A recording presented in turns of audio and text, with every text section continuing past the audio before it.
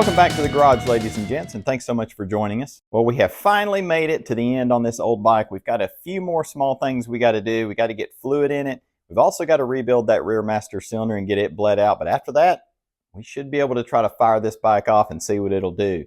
Well, let's quit talking and let's get to work.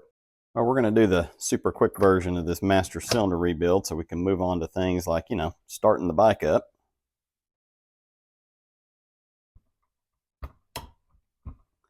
Oh, if she's going to come loose, I need a bigger vise here.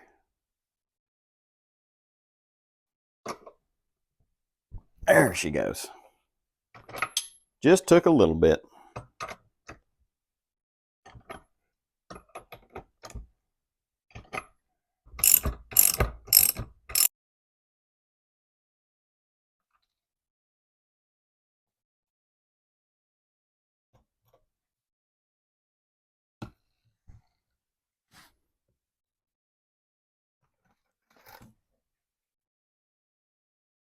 You guys can see how nasty it is up in there. I do believe that was our problem. There's no telling how long this thing's been sitting.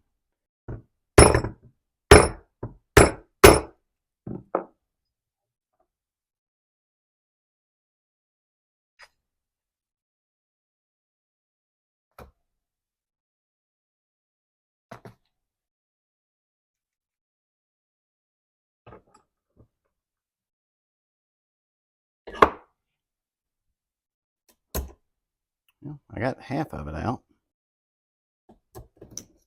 There she is.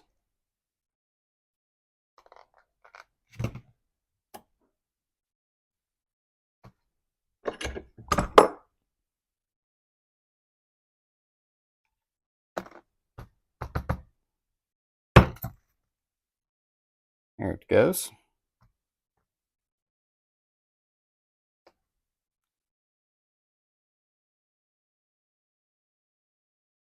Oh yeah, we got, see if you guys can see this.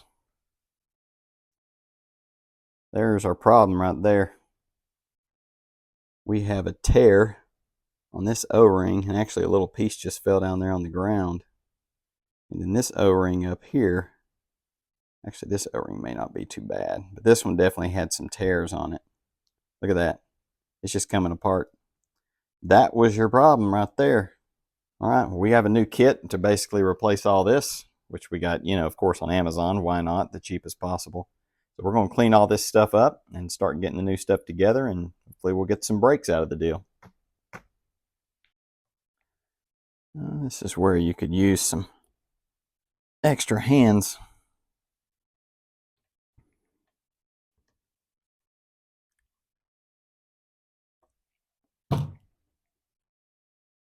Almost got it. There. I think that did it. Cool. Outstanding.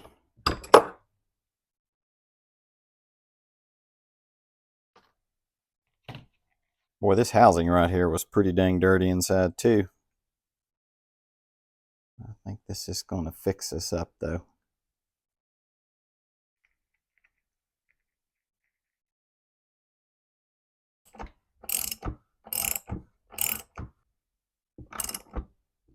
Well, we got it all back together. Actually, I had one of my sons help me get this part on because that can be a little bit of a bear. I need some extra hands, but we're going to throw it on the bike, see if we can get it bled out, and keep our fingers crossed we'll get some brakes. Well, I only had to crack open the bleeder valve 3 times, and our brakes are nice and solid. So, huge win for the $20 Amazon master cylinder repair or rebuild kit. Probably the fastest I've ever bled out brakes.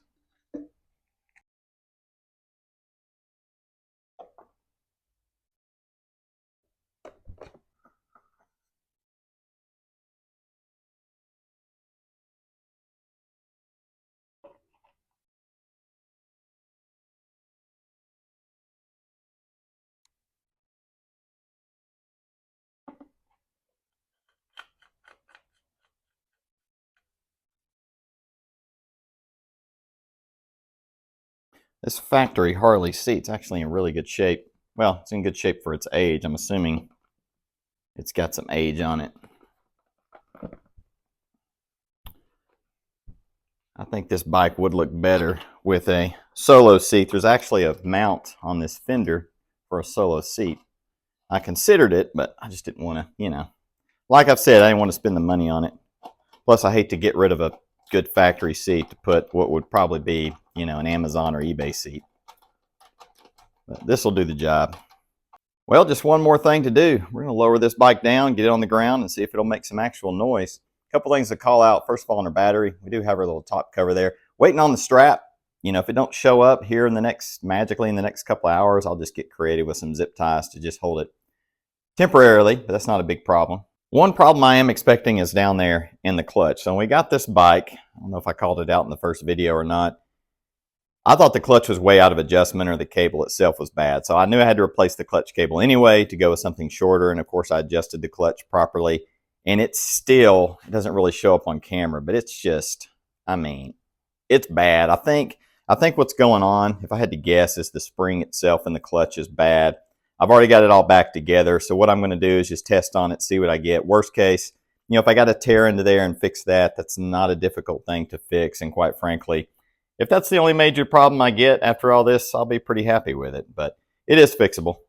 And the last thing is oil pressure. So I did cheat a little bit. I did build oil pressure up off camera just because it takes so long. So I'm going to kind of recreate that for y'all. So what I did, first of all, is I pull my spark plugs. That way you're not fighting against compression, because you do not want to overuse your starter. You use the starter to do this, but if you do it too long, you could actually fry it. So what you do, pull your plugs, and you just start cranking on her until either your oil pressure light goes off, which we got ours up there on the headlight, or your gauge starts building pressure. Now, preferably, I would rather do this with a gauge, because usually that gauge, you know, she'll start dancing a little bit, the needle, before this light will go off. And usually to get the light go off, you have to crank on it quite a bit. I mean, maybe, you know, 30 to 40 seconds total. And what I usually do is I'll do it like, you know, so many seconds, let it rest and so forth. And that's usually for the first time you build pressure where you've had, you know, no oil in it, everything apart. But we should build it pretty quick. So let's see what we get here. Got our switch here. We got our lights on. So we'll watch that gauge right there and see how quick it goes off. And see, just like that, we built pressure.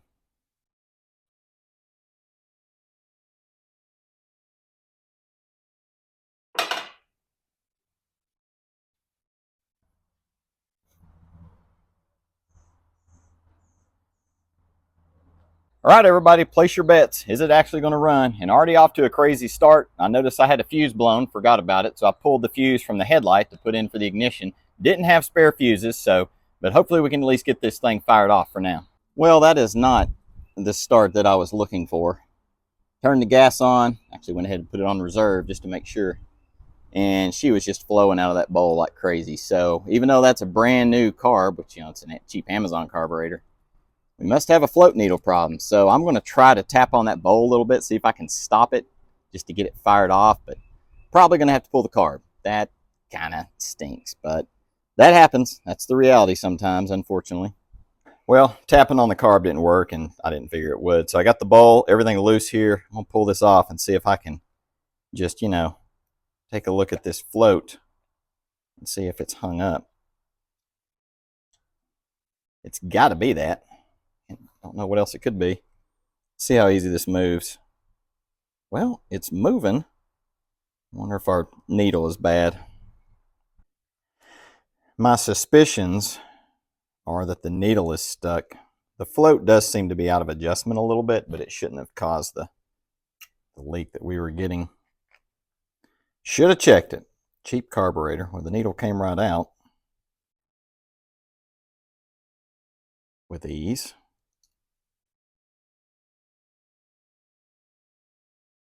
Well, I adjusted the float a little bit, cleaned up the needle and seat. See, I got a line running right down there, a pretty pink line, and everything's just kind of hanging on. So let's turn the gas on and see what happens here. Worst case, I guess I'll have to get a new needle, but let's see if we get some leakage here, because I don't know if this fixed it or not.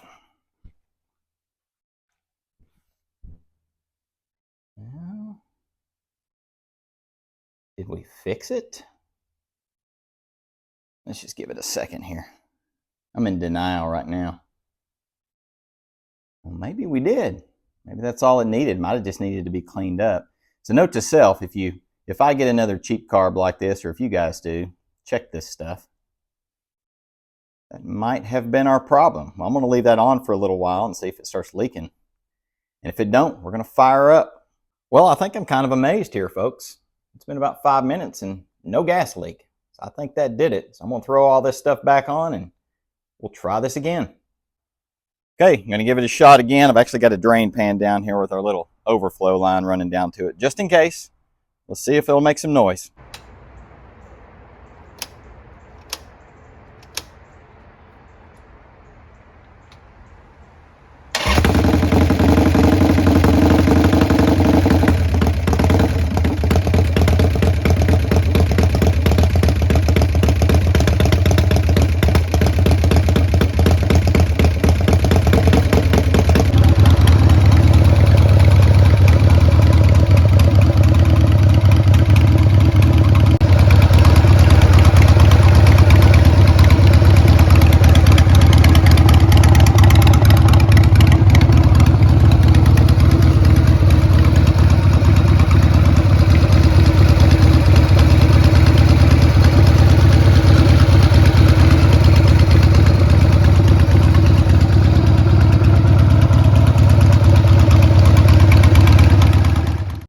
Well, she is officially a runner. I'm not sure how good the noise was coming in when we first fired her off, but man, that top end was making the craziest racket in both cylinders. Had to have been those rings getting seated. I've read about that before where people get some noise with fresh rings. Never had it, but I'm just going to assume that's what it is because it cleared up after a few moments, but everything did good. Motor was running absolutely great. We had no smoke coming out of the exhaust, and even our old Amazon carburetor did really good. No coughing or nothing. She just kept running nice and smooth. So I'm going to run this bike through a few more heat cycles just to help with those rings. But then after that, we are going to take her out and see if the transmission is going to work.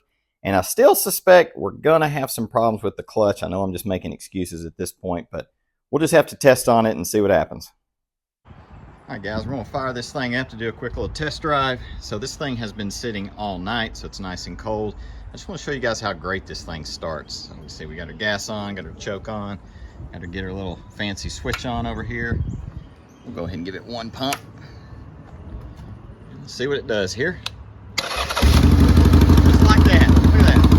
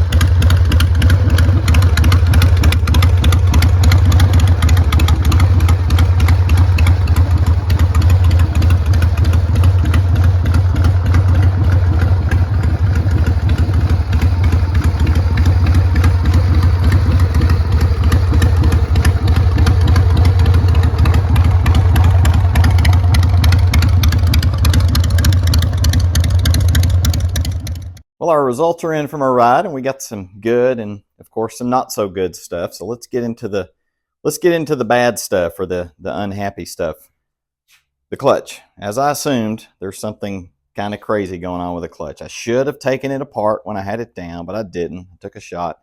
I think what's going on, I think the spring plate in there is shot. Those things are known to have the rivets come out, and it kind of creates the symptoms that the bike is having. Could also be in the ball and ramp. I'm not sure. I inspected all that stuff before. It looked good. But what we're going to do is we're just going to pull all that stuff out, lay out all the parts, and hopefully whatever the problem is will just kind of, be obvious. But once we get that fixed, that should square that away. But for the good, let's start with the engine. So first of all, engine's running fantastic. I just can't be any happier with it. Even our Amazon Carb's doing good. We had that little leak to start, but that was minor, probably just where that thing had been sitting on the shelf forever somewhere.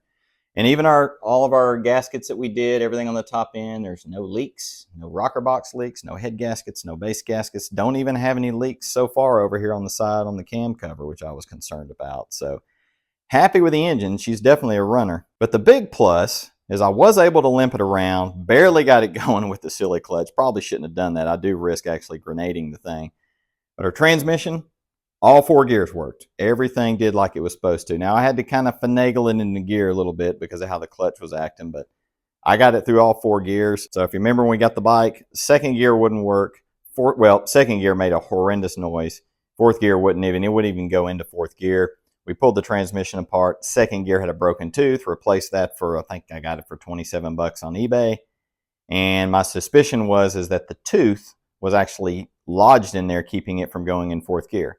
But even with the bad clutch, I was able to finagle it into all 4 gears. So that is a huge win. And of course, once we get the clutch fixed, she should shift a little bit smoother, one would think, right? So now the question is, where do we go from here? So this series is done on this bike. We've got everything pretty much back together. Of course, I got to work on the clutch. We're going to get the bike on the road, don't worry. But what I'm going to do is kind of give you guys an update video, probably just kind of an off-cycle timing of how I normally upload them. Because I just want to show you guys that we got it back on the road, because I'm pretty sure, I'm hoping that the problem is going to be pretty obvious when we take it apart, but I'll just have to tear into it and see. But other than this, we are moving on to that beast over there. And that thing, I'm going to be honest, I don't even know where to start on that bike. I don't know if it's going to be as bad as this one was, but it is definitely going to have its challenges.